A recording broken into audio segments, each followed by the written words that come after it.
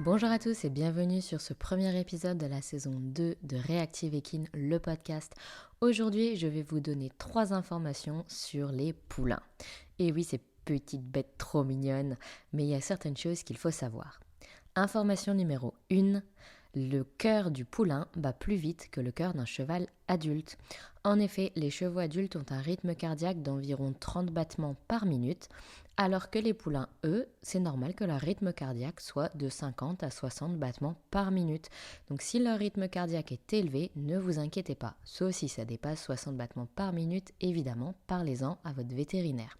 De la même façon que si le rythme cardiaque est autour de 30 battements par minute comme un cheval adulte, ce n'est pas normal, il faut aussi appeler votre vétérinaire. Information numéro 2.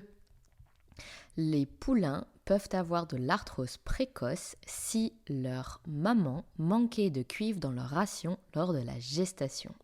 Et oui, nourrir une poulinière, c'est hyper important, il faut y faire très attention. L'équilibre entre tous les minéraux et vitamines, c'est primordial. Et il a été démontré dans une étude que les poulains qui manquaient de cuivre parce que leur maman manquait de cuivre pendant la gestation développent de l'arthrose précoce, ou du moins ont beaucoup plus de chances de développer de l'arthrose précoce. C'est-à-dire que vers 4-5 ans, ils peuvent déjà avoir de l'arthrose, alors que si la mère avait été nourrie correctement, ils n'en auraient pas forcément.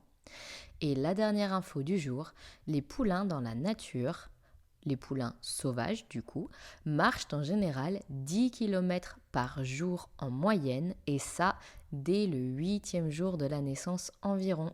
À partir de 10 jours de vie, le poulain est déjà capable de parcourir une dizaine de kilomètres par jour pour survivre.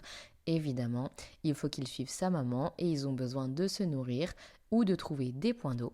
Ça, c'est une étude qui a observé cela sur des chevaux semi-férods en Australie. Une deuxième étude a démontré la même chose. Je vous parle de tout ça sur le site internet, donc n'hésitez pas à aller y jeter un coup d'œil. J'espère que cet épisode vous a plu.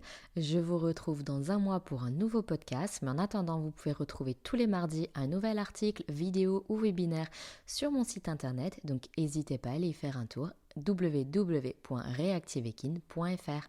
À bientôt!